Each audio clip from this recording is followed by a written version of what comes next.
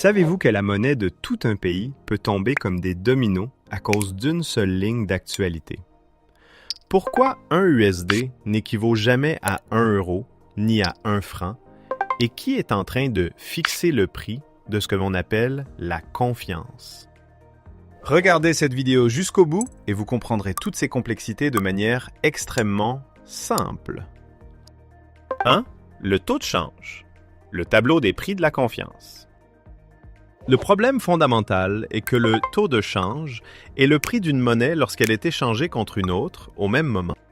Imaginez Marco Polo entrant sur un marché oriental et que la première chose dont il a besoin est de changer sa monnaie selon le taux de change. Lorsque vous échangez de l'argent, vous n'échangez pas seulement du papier, vous échangez le niveau de crédibilité de deux économies. Sur le marché d'échange, chaque transaction est un vote pour la valeur. Si beaucoup de gens veulent acheter la même devise, la demande augmente et son prix s'envole. Si beaucoup de gens veulent vendre une monnaie par crainte du risque, l'offre augmente et son prix chute. Les nouvelles macroéconomiques changent les anticipations en quelques minutes seulement. Les anticipations modifiées font couler les capitaux comme de l'eau, et le taux de change bondit comme l'aiguille d'une horloge violemment bousculée. Il arrive qu'une devise se renforce non pas parce que le pays est devenu plus riche en une journée, mais parce que le risque a augmenté ailleurs en une heure.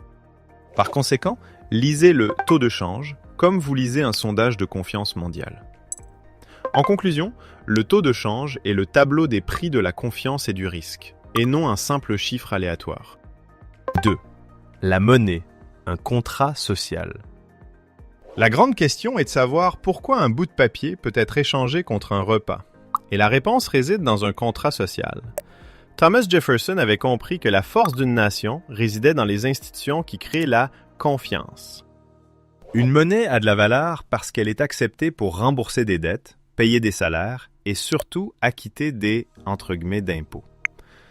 Lorsque l'État perçoit des impôts dans cette monnaie, cela crée une demande fondamentale pour la « monnaie ». Lorsque les contrats économiques affichent les prix dans cette monnaie, elle devient le langage commun de la comptabilité.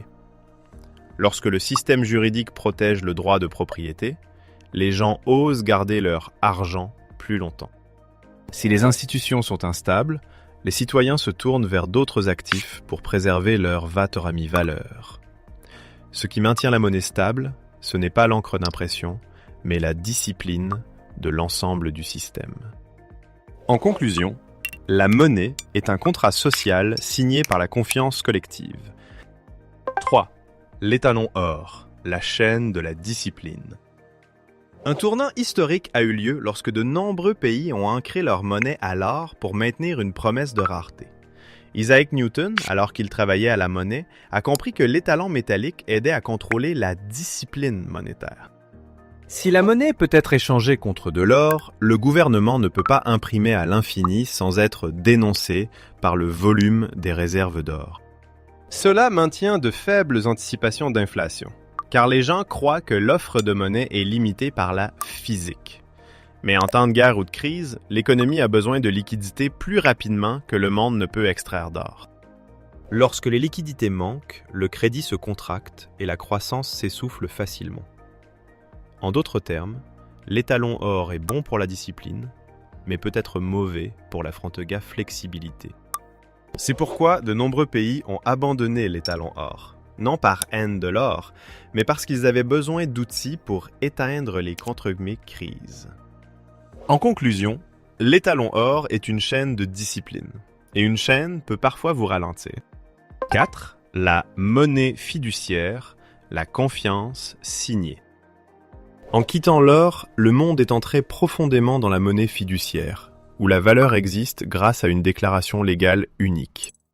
Alexander Hamilton a bâti les fondations financières américaines en privilégiant la capacité à rembourser la dette pour renforcer la confiance. La monnaie fiduciaire vit grâce aux impôts, car les impôts créent une demande obligatoire pour la monnaie. La monnaie fiduciaire vit grâce à la loi, car la loi en fait l'outil de paiement par défaut des contrats. La monnaie fiduciaire vit grâce au système bancaire, car les banques transforment l'épargne en crédit et maintiennent le flux. La monnaie fiduciaire vit grâce aux anticipations. Car si les gens croient qu'ils pourront encore acheter des biens demain, ils accepteront de l'argent aujourd'hui. Ce qui est drôle, c'est que beaucoup disent que le fiduciaire est du papier sans valeur. Mais ce qui est vraiment désordonné, c'est la mentalité qui consiste à vouloir s'enrichir avec la machine à imprimer. En conclusion, la monnaie fiduciaire est la confiance soutenue par la loi, les impôts et la discipline politique. 5. L'inflation, l'érosion invisible. L'essence de l'inflation est que le pouvoir d'achat diminue et qu'une même somme d'argent permet d'acheter moins de biens. Marie Curie avait compris qu'on ne peut contrôler un danger qu'en mesurant sa radioactivité, et l'inflation doit aussi être mesurée par des indices. L'inflation peut provenir d'une demande augmentant plus vite que l'offre, d'une hausse des coûts des intrants ou d'anticipation qui s'auto-amplifie. Si les gens croient que les prix vont augmenter, ils achètent plus tôt, ce qui augmente la demande et fait monter les prix, exactement comme une prophétie autoréalisatrice. Si les entreprises croient que les prix vont monter, elles augmentent les prix à l'avance pour se protéger, rendant la spirale plus forte. Si l'État finance les déficits en augmentant trop rapidement l'offre de monnaie et que les biens n'ont pas le temps d'augmenter, les prix doivent monter pour équilibrer l'offre et la demande. Garder de l'argent dans un environnement de forte inflation, c'est comme tenir une glace à midi en espérant que la température baisse. Mais une inflation faible et stable aide parfois l'économie à éviter la déflation et la stagnation. En conclusion, l'inflation ne vous tue pas avec un couteau. Elle ronge votre pouvoir d'achat de manière régulière, comme une pluie diluvienne. 6. Le taux d'intérêt, l'aimant des flux de capitaux. La nature du taux d'intérêt est le prix du crédit et la compensation du risque. Donc, un seul petit changement suffit à inverser les flux de capitaux. Paul Volcker a utilisé des taux d'intérêt élevés pour juguler l'inflation et restaurer la confiance du marché. Lorsque les taux d'intérêt réels sont attractifs, les investisseurs achètent des obligations et doivent acheter cette monnaie, ce qui augmente la demande de devises. Lorsque la demande augmente, la monnaie se renforce et le taux de change réagit comme un « capteur ». Cependant, il faut distinguer deux couches, le taux d'intérêt directeur et le taux d'intérêt du marché au sein d'une même économie. La Banque centrale a un impact fort sur les taux d'intérêt à court terme, mais les taux à long terme sont également déterminés par les anticipations et le risque. Si le marché craint une instabilité future, il exige des rendements élevés, même si les taux directeurs sont bas, car il fixe le prix de l'incertitude. L'envers de la médaille est que les taux d'intérêt élevés rendent l'emprunt coûteux, ralentissent la consommation et réduisent la croissance en conséquence. En conclusion, le taux d'intérêt est le bouton de volume de l'économie. Si on le tourne trop fort, c'est le silence de la récession. 7. La stabilité. La prime d'assurance de la confiance. La valeur d'une monnaie dépend du niveau de stabilité institutionnelle, car un seul choc juridique suffit à empêcher les investisseurs de dormir. Deng Xiaoping a prouvé que la réforme institutionnelle pouvait transformer les anticipations en flux de capitaux et accroître la crédibilité. Lorsque les règles du jeu sont claires et que les actifs sont protégés, les gens osent conserver leur argent et leurs biens dans le pays plus longtemps. Lorsque les règles du jeu sont floues, les gens exigent une prime de risque et vendent cette monnaie à un prix inférieur via le taux de change. Une dette publique élevée et des déficits persistants inquiètent le marché quant à la capacité de remboursement et à l'inflation. L'instabilité politique détériore les anticipations, et les mauvaises anticipations affaiblissent la monnaie selon ce mécanisme. La stabilité ne signifie pas l'absence de changement, mais un changement prévisible et discipliné. En conclusion, la stabilité est ce qui permet à une monnaie de tenir face à la tempête sans avoir besoin de crier fort. 8. La balance, le flux des marchandises. Un pilier important du taux de change est la balance commerciale, car les exportations et les importations créent un flux réel de devises. Henry Ford a compris la puissance de la production de masse, et cette puissance entraîne souvent une demande pour la monnaie du lieu de production. Lorsqu'un pays exporte beaucoup, Les acheteurs ont besoin de la monnaie de ce pays pour payer, ce qui augmente la demande en fonction des transactions. Lorsqu'un pays importe beaucoup, il doit vendre sa propre monnaie pour acheter des devises étrangères, ce qui augmente l'offre en fonction du besoin. Cependant, le commerce n'est pas la seule histoire, car les services et les flux de capitaux ont également un impact sur le taux de change. Un pays peut avoir une balance commerciale déficitaire en biens, mais conserver une monnaie forte s'il attire des capitaux d'investissement et dispose d'un marché financier profond. L'important est de comprendre que chaque conteneur de marchandises est accompagné, comme son nombre, de devises. En conclusion, la balance commerciale est une force motrice réelle, tandis que l'anticipation est une force motrice psychologique. 9. Le pétrodollar, l'effet de réseau. Le concept de pétrodollar décrit le fait que le pétrole est généralement valorisé et payé en USD, créant une demande de réserve par habitude.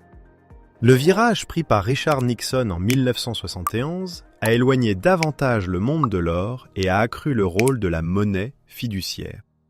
Lorsqu'une marchandise stratégique utilise une monnaie comme unité de compte, de nombreux pays accumulent cette monnaie pour réduire le risque de paiement. Plus les gens utilisent une unité, plus elle est pratique. Et plus elle est pratique, plus elle est utilisée, selon l'effet de réseau. Ce rôle est encore renforcé par la profondeur des marchés financiers et la grande convertibilité du USD. Mais ne transformez pas ce concept en théorie mystique, car c'est une structure d'habitude et d'utilité qui peut changer. Lorsque les systèmes de paiement se diversifient, la puissance du réseau peut se disperser selon les tendances. En conclusion, le pétrodollar est une histoire de réseau, pas de magie. 10. L'ancrage monétaire, la ceinture de sécurité à double tranchant. L'ancrage monétaire est la stratégie visant à maintenir le prix d'une monnaie autour d'un niveau cible, l'objectif étant souvent de stabiliser une anticipation. Lee Kuan Yew a bâti un environnement discipliné et a considéré la stabilité comme un actif créateur de confiance à long terme. L'ancrage monétaire aide les entreprises à prévoir les coûts d'importation et à mieux planifier leurs contrats. L'ancrage peut également réduire l'inflation anticipée si la monnaie d'ancrage est crédible et entre guillemets stable. Le prix à payer est la perte d'une partie de la liberté politique, car vous devez suivre le rythme des taux d'intérêt et les cycles de la devise entre guillemets d'ancrage. Pour maintenir l'ancrage, vous avez besoin de réserves de devises pour intervenir en achetant ou en vendant selon l'offre et la demande. Si les réserves s'épuisent alors que vous essayez toujours de tenir la promesse, la rupture de l'ancrage peut provoquer un choc majeur sur les anticipations. En conclusion, l'ancrage monétaire est comme une ceinture de sécurité. Utilisé au bon moment, il sauve des vies. Utilisé au mauvais moment, il vous lie les mains. 11. La monnaie unique, le rêve et la facture. L'idée d'une monnaie unique est séduisante, car elle réduit les coûts de change. Mais elle exige un accord sur qui doit assumer la responsabilité en cas de choc. Jean Monnet avait compris qu'une intégration profonde s'accompagne toujours d'un partage des risques et d'un partage de la discipline. Lorsque vous utilisez une monnaie commune, vous partagez la politique monétaire, mais les cycles économiques de chaque pays ne sont pas les mêmes en réalité. Si un pays est en récession et ne peut pas dévaluer sa monnaie lui-même, il perd un outil d'ajustement de la compétitivité. Si un pays fait défaut, le système commun est ébranlé car le marché réévalue le risque par contagion. Par conséquent, la monnaie unique nécessite des mécanismes fiscaux et une discipline budgétaire pour éviter la débandade. L'avantage est la commodité, mais le prix est le partage des conséquences et les disputes sur la facture. En conclusion, la monnaie unique est un beau rêve, mais il y a toujours quelqu'un qui doit payer la note d'électricité. 12. La monnaie forte. Forte au bon moment. Une monnaie forte n'est pas toujours une bonne chose, car le taux de change optimal dépend des objectifs de croissance, d'emploi et de stabilité sur une période donnée. Napoléon comprenait que la logistique déterminait la campagne militaire, et le taux de change est aussi la logistique de l'économie dans le commerce. Si la monnaie est trop forte, Les exportations sont chères, les entreprises ont du mal à vendre et la production ralentit par manque de dynamisme. Si la monnaie est trop faible, les importations sont chères, les coûts augmentent et l'inflation importée exerce une pression sur le niveau de vie. Une bonne politique ne vise pas à avoir la monnaie la plus forte, mais à maintenir la confiance par la discipline et la productivité sur le long terme. Lorsque vous entendez quelqu'un se vanter d'avoir une monnaie forte, demandez « forte par rapport à qui? Sur quelle période? Et en échange de quoi ?» En conclusion, la monnaie forte n'a de sens que si elle sert la stratégie nationale et non la vanité. Conclusion rapide et appel à l'action concernant la communauté d'apprentissage, avec l'invitation à s'abonner à la chaîne. Si vous voyez le taux de change comme un thermomètre, vous cesserez d'avoir peur des chiffres et commencerez à comprendre le mécanisme de la confiance et du risque. Si vous souhaitez que je continue cette série de décryptage des monnaies avec des exemples historiques et scientifiques faciles à comprendre, rejoignez la communauté en cliquant sur s'abonner à la chaîne. Et je vous dis à bientôt pour la prochaine vidéo passionnante.